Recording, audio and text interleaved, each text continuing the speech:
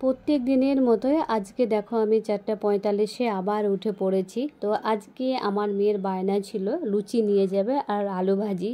তো মেয়ের বায়না হিসাবে দেখো আমি তৈরি করতে শুরু করে দিয়েছি। একদিকে আলু ভাজি বসিয়ে দিয়েছি আর একদিকে আমি লুচিটা তৈরি করে নেব।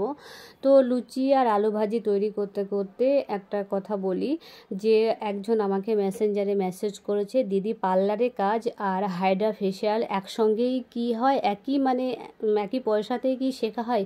সেটা কি হয় বলো? তুমি পার্লারে কাজ তোমার আলাদা কোর্স, আর তুমি যদি মনে করো যে হাইড্রা ফেশিয়ালের প্রোডাক্টের নলেজ আর হাইড্রা ফেশিয়াল যে মেশিনের যে নলেজটা সেটা আলাদাভাবে কোর্স করতে হবে।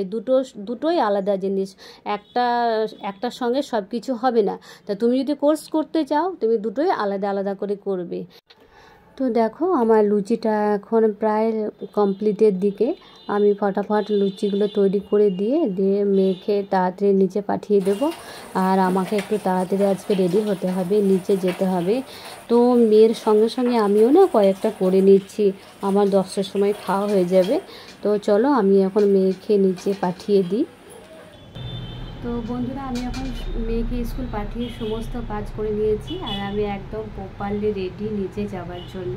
তো চলো আমি এখন নিচে যাই, আর নিচে যাওয়ার আগে তোমাদেরকে একটা জিনিস আমি দেখাতে চাই। তো চলো সেটা একটু দেখাই তোমাদেরকে, তারপর আমি নিচে যাব।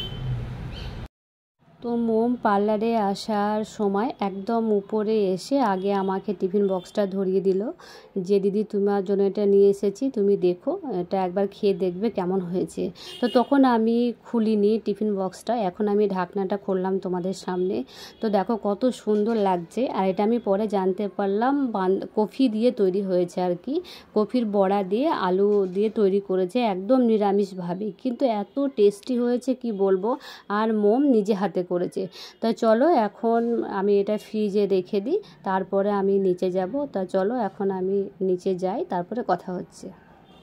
হ্যালো বন্ধুরা, আমার আজকে একটা মিশো থেকে পার্সেল এসেছে। তো এটা মনে হচ্ছে যে পর্দা হবে, গেটের পর্দা। তো চলো সেটাই তোমাদের সঙ্গে একটু শেয়ার করি, একটু খুলে দেখাই যে কি এসেছে আর কেমন এসেছে সেটাও একটু তোমাদেরকে দেখাই। চলো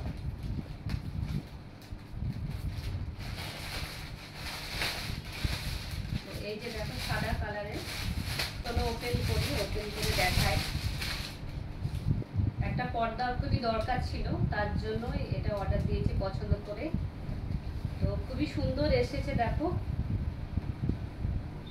খুবই সুন্দর এসেছে পর্দাটা।